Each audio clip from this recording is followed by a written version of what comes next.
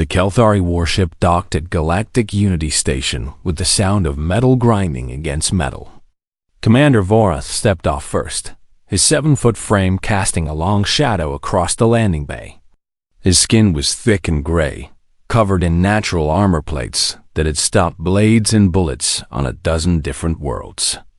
Behind him walked 20 of his finest warriors, each one a veteran of interstellar conquest. Vorath had conquered planets. He had broken armies. He had made entire species kneel before the Kelthari Empire. But today, he was here for peace. The Galactic Council had ordered it. Humans, the newest species to join the galactic community, wanted to sign a treaty. Vorath thought it was a waste of time. He had read the reports about humans. They were small, soft creatures with no natural weapons. No claws, no armor, no venom. They had reached the stars through technology and clever words, not through strength. Vorath believed this meeting would be quick. He would make the humans agree to Kelthari terms, and then he would leave this station and forget these weak creatures existed. A human woman waited for them at the end of the landing bay. She wore a simple gray uniform and stood with her hands clasped behind her back. She was shorter than any Kelthari by at least 2 feet, and her skin looked so soft that Vorath thought he could tear it with one finger. "Commander Vorath," the woman said. Her voice was calm and clear. "Welcome to Galactic Unity Station. I am Lieutenant Amy Turner. I will be your guide during your stay." Vorath looked down at her. "You are a soldier?" "I was," Amy said. "I served in the Earth Marine Corps for 8 years. Now I work as a liaison officer." Sub-Commander Draxus, who stood at Vorath's right side, made a low sound in his throat. It was the Kelthari way of showing doubt. This small creature had been a warrior? It seemed impossible. Amy did not react to the sound. She simply smiled and gestured toward the corridor ahead. "Please follow me.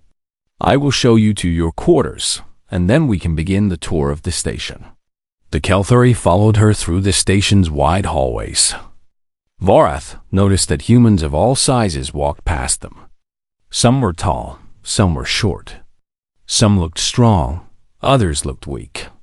None of them seemed afraid of the Kelthari warriors marching through their station. They simply nodded politely and continued on their way. This bothered Vorath. On every other station he had visited, species moved aside when Kelthari walked past. They lowered their eyes. They showed respect born from fear. But these humans acted as if the Kelthari were just another group of visitors. It was strange. The tour was boring. Amy showed them meeting rooms and dining halls and observation decks. Vorath paid little attention. He was thinking about the treaty negotiations and how quickly he could finish them. Then Amy stopped walking. She looked at a device on her wrist and made a small sound of surprise. "I apologize, Commander," she said. "We may need to pause the tour for a short time. There is a major competition being broadcast from Earth, and many of the station staff will want to watch it." Vorath tilted his head. "Competition?" "Yes. It is a sporting event. Very popular among humans." Observer Kiraset, the cultural analyst assigned to study humans, stepped forward. She was smaller than the warriors and carried no weapons. Her job was to learn about new species and report back to the Kelthari Council. "What kind of competition?"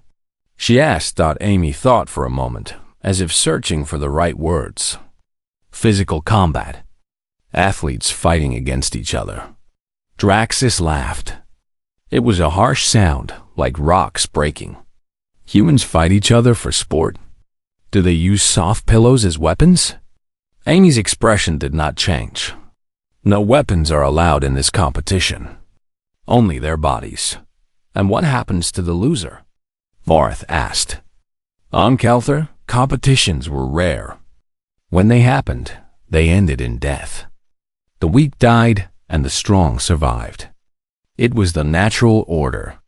"The loser goes home," Amy said. They train more and try again next time. Vorath exchanged a look with Draxus. As he expected, human competitions were gentle games. Meaningless exercises for a species that had never known real struggle. "I wish to observe this competition," Vorath said. "It will help me understand your species better." Amy hesitated for just a moment. Something flickered across her face, but it was gone before Vorath could identify it. "Of course, Commander. Please follow me to the main viewing hall." The viewing hall was a large room with a curved ceiling and a massive screen covering one wall. Hundreds of humans had already gathered there. They sat in chairs or stood in groups, talking and laughing. The energy in the room was high. Vorath could feel it in the air, a kind of excitement that seemed too strong for a simple game. He noticed something else. The humans were not just excited. They were intense. Their eyes were bright. Their voices were loud. Some of them bounced on their feet, as if they could not hold still. Vorath had seen this behavior before, but only in warriors preparing for battle. The Kelthari found seats near the back of the room. Kiraset pulled out her recording device to document everything. Draxus crossed his arms and prepared to be amused by whatever weak display the humans would show them. The screen flickered to life. Music played, loud and powerful, with deep drums and rising horns. Words appeared on the screen in the human language. Amy translated them quietly. "Human Interplanetary Combat Championship," she said. "The best fighters from Earth, Mars, and the outer colonies." The crowd in the viewing hall erupted in cheers. The sound was so loud that several Kelthari warriors flinched. Vorath held still, but he felt something cold move through his chest. He had heard cheering before. He had heard the victory cries of Kelthari armies after conquering cities. This sound was different. This sound was hungry. On the screen, the camera showed a large arena filled with thousands of humans. They were screaming and waving flags and pounding their fists in the air. In the center of the arena was a raised platform surrounded by a cage made of metal chains. 2 humans stood on opposite sides of the platform. They wore almost no clothing, just short pants that stopped above their knees. Their bodies were lean and muscled. They stared at each other with expressions that Vorath recognized. He had seen that look in the eyes of Kelthari warriors, who knew they were about to fight to the death. Amy glanced at the Kelthari delegation. Her voice was quiet when she spoke. "The competition is about to begin." Vorath leaned forward in his seat. For the first time since arriving at the station, he felt genuinely curious. Perhaps these humans would surprise him. He had no idea how right he was. The 2 fighters walked toward the center of the platform. One was tall with pale skin and short brown hair. The other was shorter but wider, with dark skin and a shaved head. Both of them moved like predators, slow and careful, their eyes never leaving each other. A voice from the screen announced their names. The tall one was called Ryan Cole. The shorter one was called Marcus Webb. The crowd screamed for both of them. Draxus leaned toward Vorath. "They have no armor. No weapons. What kind of fight is this?" Before Vorath could answer, a bell rang. The 2 humans rushed at each other. The impact was immediate and violent. Ryan threw a punch that connected with Marcus's jaw. The sound of flesh hitting flesh echoed through the viewing hall. Marcus stumbled back, but he did not fall. Instead, he lowered his head and charged forward, wrapping his arms around Ryan's waist and driving him backward into the cage wall. Vorath sat up straighter. The force of that charge was significant. He could see the metal cage shake from the impact. The 2 humans fought for control. They twisted and grabbed and struck each other with elbows and knees. Ryan managed to break free and kicked Marcus in the ribs. The sound was like a drum being struck. Marcus grunted but kept coming. Then Ryan threw another punch, and this one landed directly on Marcus's nose. Blood exploded across Marcus's face.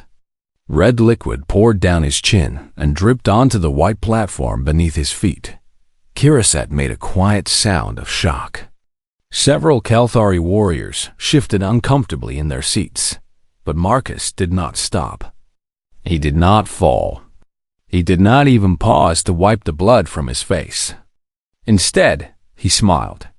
His teeth were red with his own blood, and his eyes were wild with something that looked like joy. He attacked harder. Varth felt his heart beating faster. He had seen warriors injured in battle. He had seen them fight through pain because they had no choice. But this human was not fighting for survival. This was a game. He could stop at any moment. He could surrender and walk away.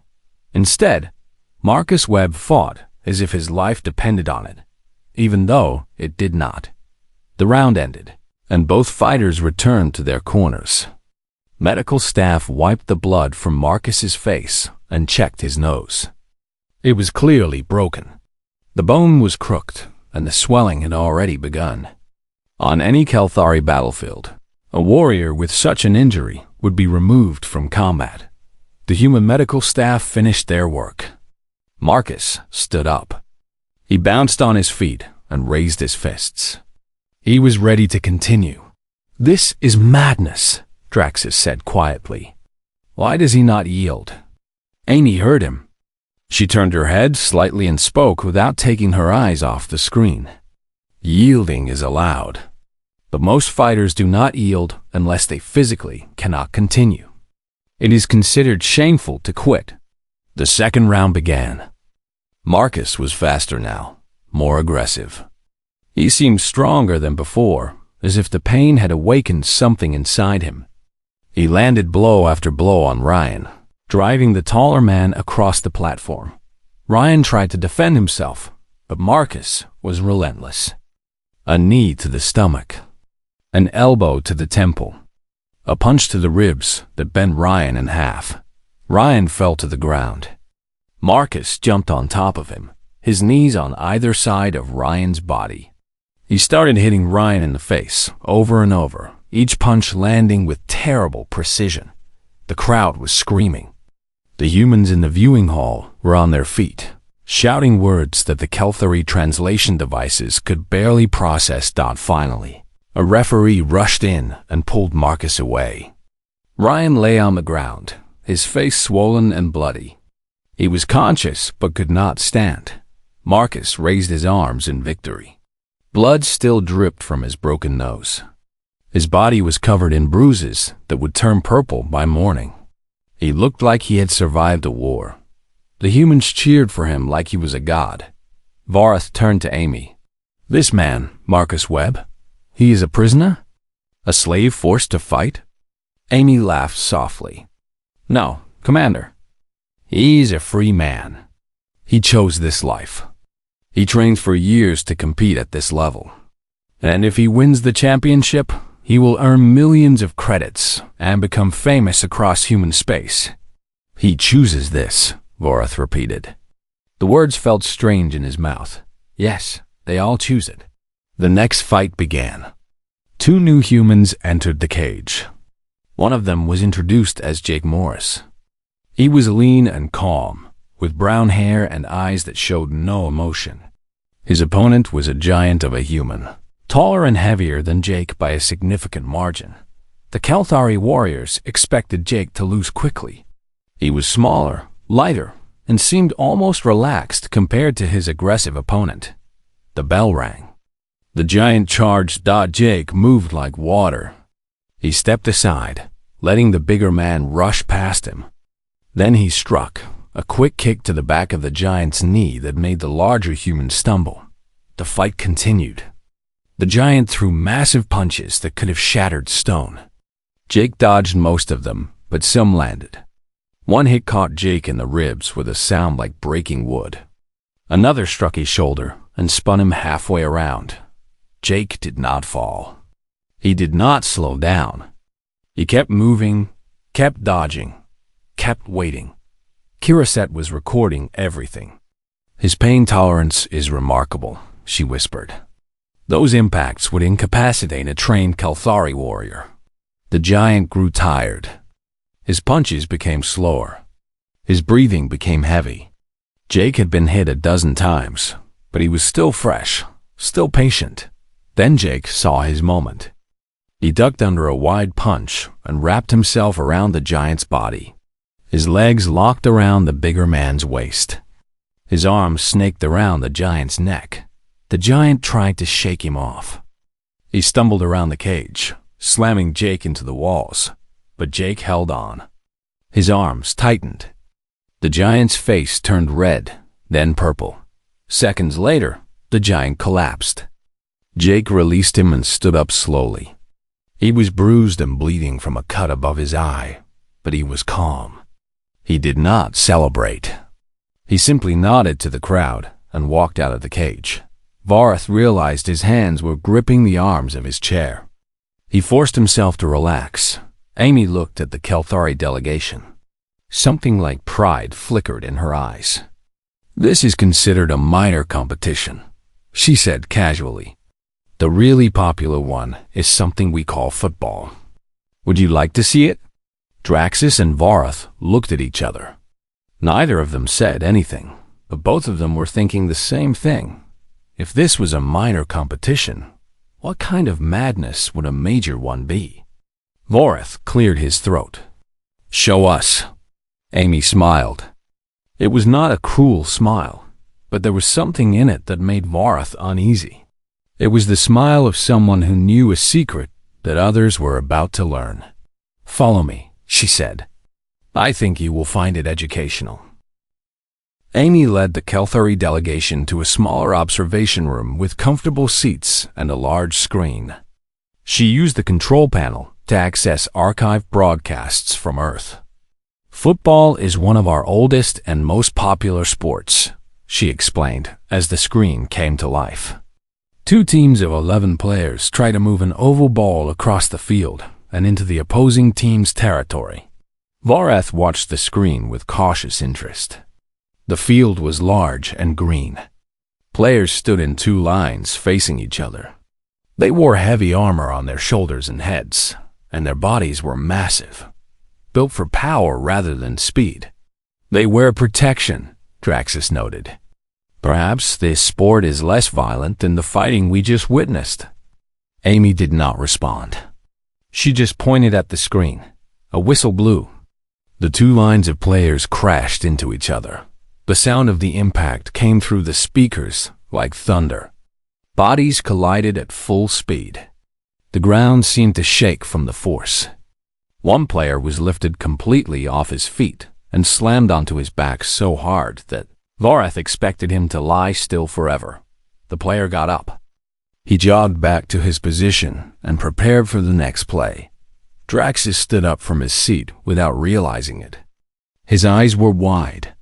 That impact would have killed a Kelthari. "Humans are more durable than they appear," Amy said calmly. "Their bones are flexible. Their muscles absorb shock. And their brains are protected by fluid that cushions impacts."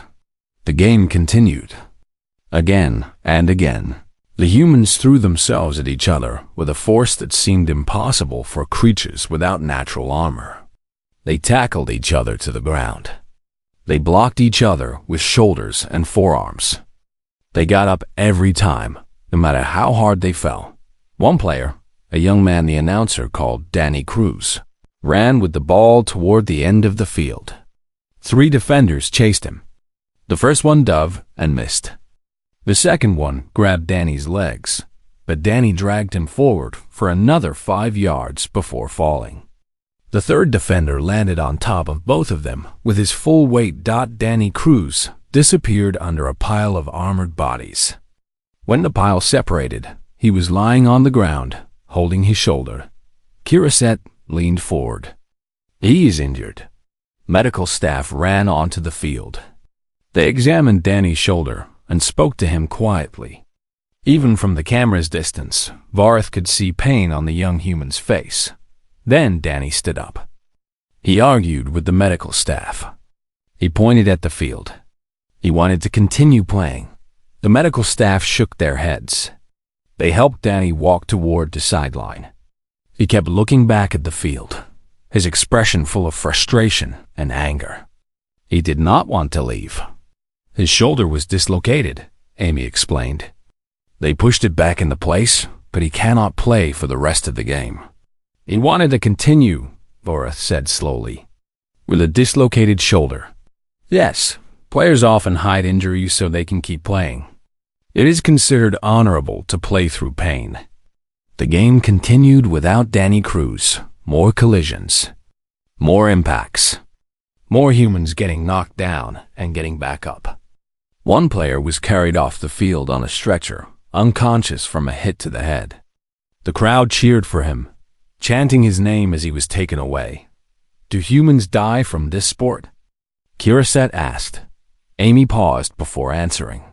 It is rare, but it has happened. More commonly, players suffer long-term damage to their brains and bodies. Many retired players struggle with memory problems and chronic pain. And humans still choose to play? Draxus asked. Millions of them. We start training children at 6 or 7 years old. By the time they reach professional level, they have been playing for 15 years or more. Vorath felt something cold settle in his stomach. You train your children for this? We train our children for many things, Amy said. Would you like to see more? She did not wait for an answer. She changed the broadcast to show different competitions. Rugby, where humans wore no armor at all and crashed into each other with the same terrible force. Hockey, where humans on ice struck each other with sticks and fists. Boxing, where 2 humans stood in a small ring and punched each other in the face until one of them could no longer. Then she showed them the Highland Games. Massive humans lifted. Stones that weighed as much as small vehicles. They threw poles the size of trees through the air, spinning them end over end. They competed to see who could throw heavy objects the farthest. Their faces twisted with effort, their muscles straining until they looked ready to tear. These are farmers and workers, Amy said. They train in their spare time because they enjoy the challenge. Finally, she showed them an ultramarathon.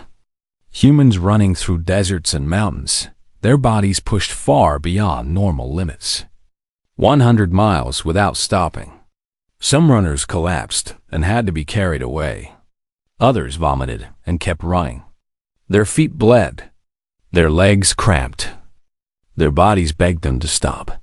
They did not stop. One runner fell and hit his head on a rock. Blood poured from a cut on his forehead. He stood up, wiped the blood from his eyes, and continued running. He finished the race in 12th place, 16 hours after he started. The screen went dark. The room was silent. Vorath sat very still. He was a commander who had conquered worlds. He had faced enemies that would make most species tremble. But what he had just witnessed made him feel something he had not felt in decades. He felt fear. Lieutenant Turner, he said quietly. What happens to the humans who lose these competitions? Amy tilted her head. They go home. They rest. They train harder. And then they come back and try again. They are not punished? Not executed? No, Commander. Losing is not a crime. It is an opportunity to improve. Vorath looked at Draxus. His second-in-command's face was pale gray, lighter than usual. The color of a Kelthari who had received terrible news. These humans, Draxus said slowly, they do not compete to survive. They compete to become stronger. Yes, Amy said simply. Kiraset set down her recording device. Her hands were trembling slightly. Commander, I need to speak with you, privately. Vorath nodded. He stood and followed Kiraset to the far corner of the room, away from Amy and the other humans. Commander, Kiraset whispered, I have studied hundreds of species across the galaxy. I have never seen anything like this. These humans, they do not fear pain. They seek it. They use it to make themselves stronger. I noticed. You do not understand. Kiraset's voice was urgent. The Kelthari Empire has conquered species because we were willing to endure more pain, more hardship, more suffering than our enemies. It was our greatest advantage. But these humans, she shook her head. They endure suffering for entertainment. They train their children to embrace agony. What would they do if they were actually threatened? Vorath did not answer. He looked back at Amy Turner, the small woman in the gray uniform who had once been a soldier. She stood calmly by the screen, waiting for them to finish their private conversation. She did not look dangerous. She looked soft and fragile, like all humans. But now Vorath wondered what she had done during her 8 years in the Earth Marine Corps. What had she survived? What had she endured? And more importantly, what was she capable of if someone threatened the things she loved? He was beginning to think he did not want to know the answer. Vorath requested a private meeting with Amy Turner the next morning. They sat in a small conference room with windows that looked out at the stars. Earth hung in the distance, a blue and green sphere that looked peaceful from this height. Draxus and Kiraset sat beside Vorath. Amy sat across from them, her hands folded on the table. She looked relaxed, as if this was just another conversation. "Lieutenant Turner," Vorath began, "I must understand what we witnessed yesterday. My people, the Kelthari, we are warriors. We have fought our way across the galaxy. We thought we understood strength and combat better than any other species." He paused. The next words were difficult to say. "We were wrong." Amy's expression did not change. "What would you like to know, Commander? Why do humans do this to themselves? Why do you seek pain and struggle when you do not have to?" Amy was quiet for a moment. She seemed to be thinking carefully about her answer. "Do you know how humans evolved, Commander?" Vorath shook his head. "We developed on a planet with large predators. Lions, tigers, bears, wolves. These animals were faster than us, stronger than us, and had natural weapons like claws and teeth. Humans had none of those advantages. Then how did you survive?" Draxus asked. "We became persistent hunters." Amy leaned forward slightly. "We could not catch our prey in a short chase. So we followed it. For hours. For days if necessary. We walked and ran until the animal collapsed from exhaustion. Humans can run longer than almost any creature on Earth because our bodies are designed to cool down while moving. We sweat. Other animals cannot do this as efficiently." Kiraset's eyes widened. "You hunted by refusing to stop." "Exactly.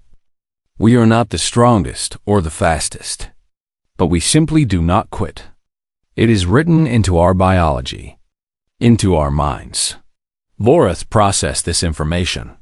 It explained much of what he had seen, but not everything. "That explains survival," he said. "But your competitions are not survival. They are choice. Why choose pain?" Amy smiled slightly. "Because comfort makes us weak. Humans discovered long ago that struggle creates strength. When we push our bodies and minds to their limits, they grow stronger. When we face fear and overcome it, we become braver. When we fail and try again, we become more determined." She stood and walked to the window. Earth glowed softly behind her.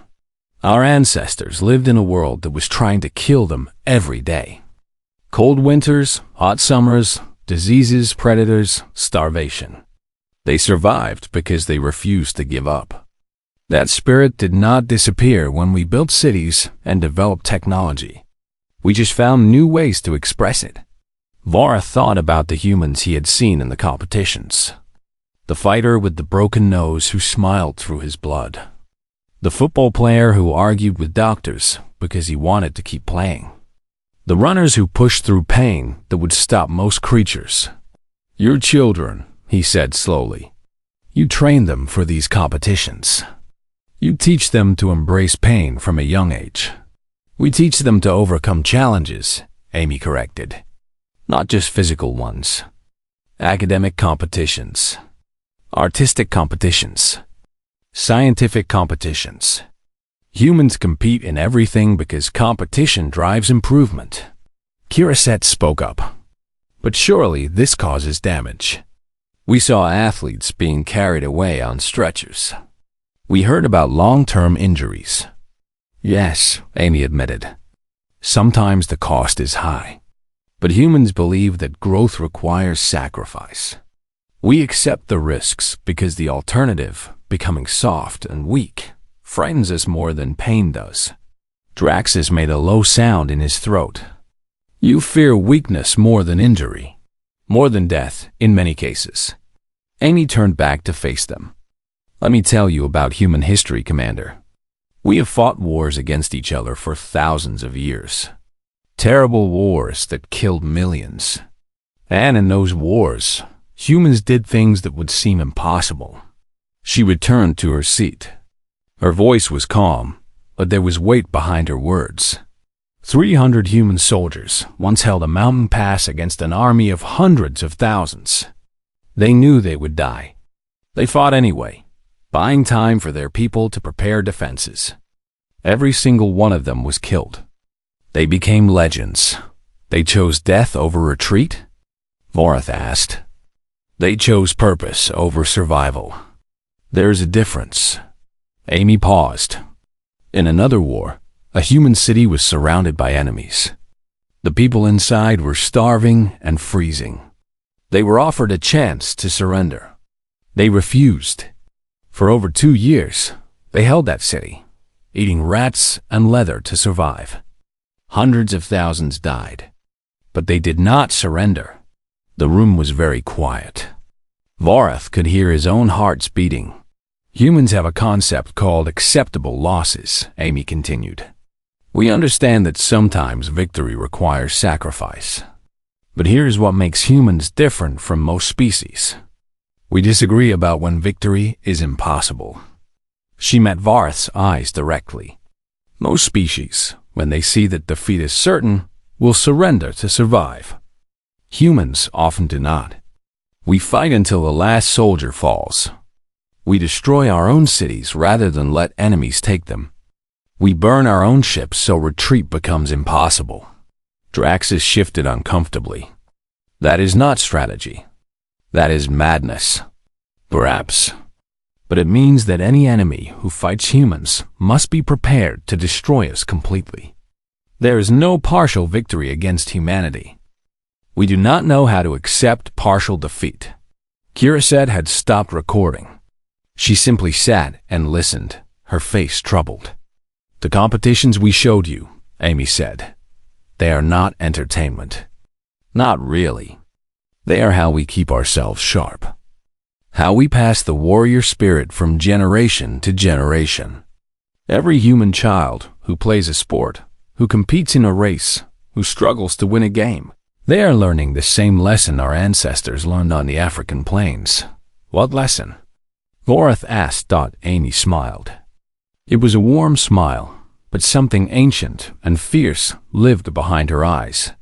Never stop. Never quit. Never surrender. No matter how much it hurts. No matter how impossible it seems. Keep going until you win or until your body breaks completely. And even then, if you can still crawl, keep crawling forward. Vorath sat back in his chair. He had commanded armies. He had crushed rebellions. He had seen the worst that war could offer, but he had never met a species like this. A species that cultivated suffering like a farmer cultivates crops. A species that taught its children to love the struggle that would forge them into something stronger. He looked out the window at Earth, down there. Millions of humans were waking up and preparing to compete with each other. Running races, playing games, pushing their bodies and minds to the breaking point. And every single one of them was doing it by choice. Commander, Kirasette said quietly, I recommend we reconsider our approach to these treaty negotiations. Vorath nodded slowly. I was thinking the same thing. Amy watched them with patient eyes. She knew what they were feeling.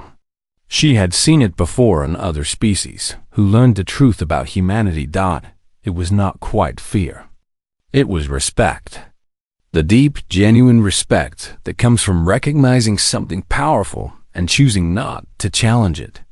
"The negotiations resume tomorrow," she said simply.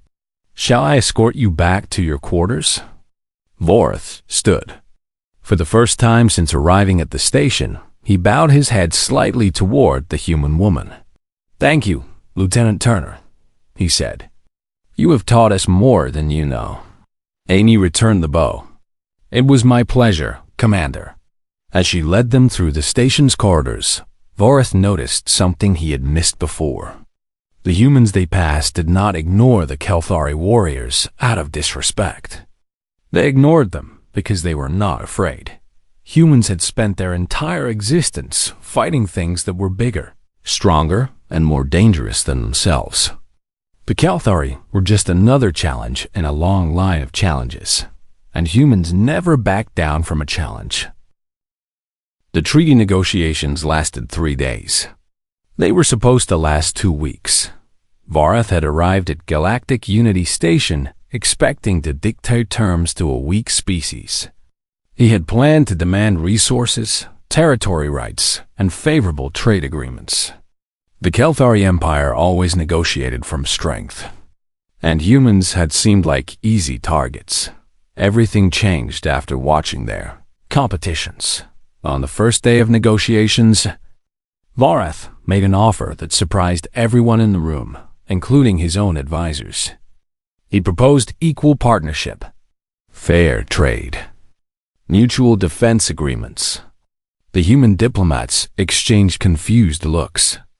They had prepared for a difficult fight. Instead, the Kelthari commander was treating them like respected allies. By the third day, the treaty was signed. The terms were more favorable to humanity than anyone had expected. Several Kelthari advisors protested privately to Vorath, arguing that he had given away too much. Vorath silenced them with a single sentence. "I am not making an enemy of that species." The signing ceremony took place in the station's Grand Hall. Representatives from dozens of galactic species attended as witnesses. Cameras broadcast the event across human and Kelthari space.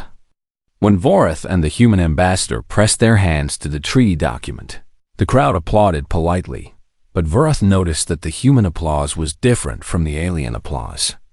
The humans clapped harder, faster, with more energy. Even in celebration, they competed to show more enthusiasm than the person next to them. He almost laughed, almost thought after the ceremony there was a reception. Vorath found himself standing near a window, looking out at the stars. He was thinking about his report to the Kelthari High Command. He would have to explain why he had offered such generous terms to a species that most Kelthari considered inferior. "Commander Vorath." He turned. Amy Turner stood behind him, holding 2 glasses of some human drink. She offered one to him. "It is called wine," she said, "made from crushed fruit. I thought you might like to try it." Vorath accepted the glass carefully. His large fingers made the delicate container look like a toy. He sniffed the liquid cautiously, then took a small sip. "It is pleasant," he admitted. "Sweet, but with depth." Amy nodded and stood beside him, looking out at the same stars. For a moment, neither of them spoke. "I notice you are not watching the competitions today," Vorath said finally. Amy smiled. "There is always a competition somewhere. Track and field events are happening on Mars right now. Swimming championships in the Pacific Ocean. A chess tournament on Luna." Chess? A game of strategy. No physical combat, just mental. 2 players trying to outthink each other. You compete even with your minds. We compete with everything. Amy sipped her wine. It is simply who we are. Vorath was quiet for a long moment. Then he asked the question that had been bothering him since their private meeting. "Lieutenant Turner, why do humans push themselves so hard? You have no enemies threatening your species." You have achieved peace and prosperity. You could rest. You could enjoy comfort. Why do you still struggle? Amy thought about the question. She watched a cargo ship drift past the station's windows before answering. Because we believe we can always be better. There is no finish line for humanity, Commander. No point where we say we have done enough. Every generation tries to surpass the one before. Every individual tries to surpass their own limits. That sounds exhausting. It is. Amy laughed softly. But it is also exciting. Every morning, a human wakes up and knows that today could be the day they achieve something new. Break a record. Solve a problem. Create something beautiful. The possibility of growth keeps us moving forward. Vorath considered this. The Kelthari fought because they had to. Because the galaxy was dangerous and survival required strength. But humans fought because they wanted to. Because standing still felt like dying to them. We are very different species, he said. Yes, but perhaps that is why we can be good allies. You understand discipline and strength. We understand persistence and adaptation. Together, we could accomplish great things. Vorath nodded slowly. It was a pleasant thought. And after what he had witnessed, he preferred having humans as allies rather than enemies. Movement caught his eye. A young human man was walking through the reception hall, heading toward Amy. He was lean and fit, with a calm expression and a healing cut above his eye.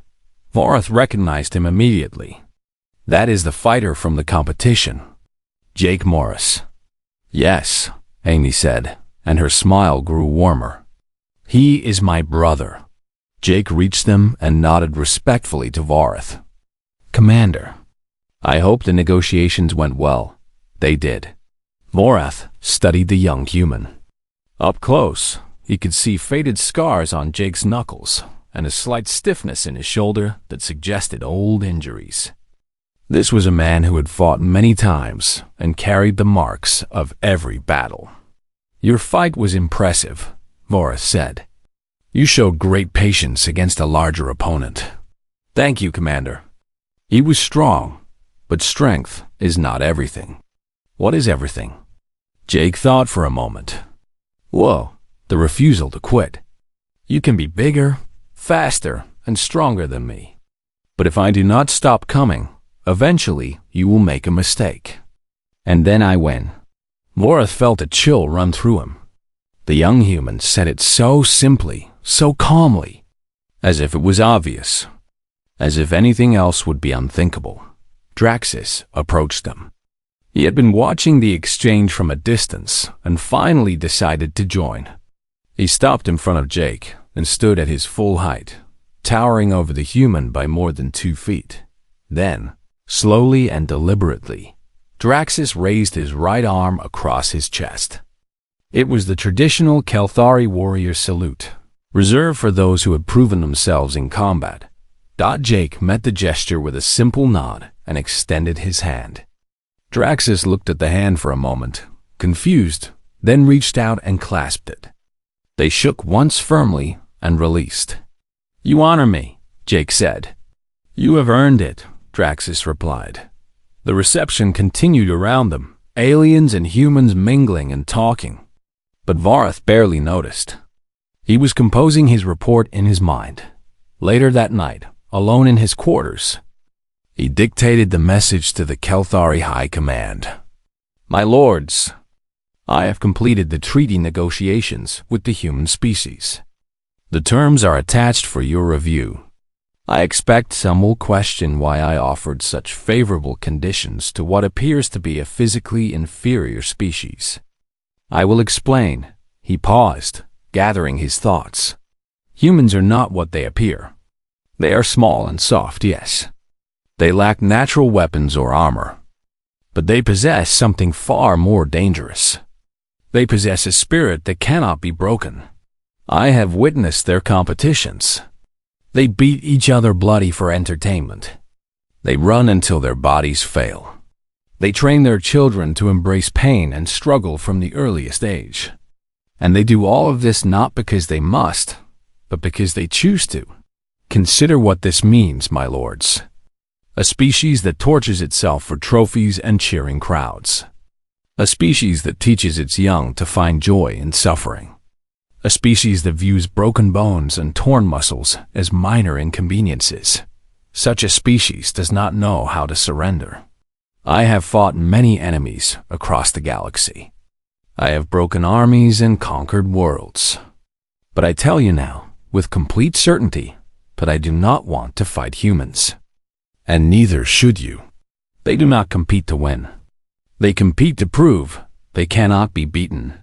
And they have been proving it to themselves for 10,000 years. My recommendation is simple. Do not make enemies of humanity. Let them compete with each other. Let them push and struggle and grow. And let us stand beside them as allies, not against them as foes. Because if we ever give humans a reason to turn their competitive spirit against us, they will not stop until one of our species is completely destroyed. And after what I have seen, I am no longer certain which species that would be. Vorath ended the recording and sent it through the secured channel. Then he turned off the lights and lay in his bunk. Through his window, he could see Earth glowing in the distance. Billions of humans lived down there, waking up each day to compete, to struggle, to push themselves beyond what should be possible. They had no idea how frightening they were. And perhaps, Vorath thought as sleep finally came, that was the most terrifying thing of all. Humans did not know their own power. They simply did what they had always done. They refused to quit Dodd, and that made them the most dangerous species in the galaxy.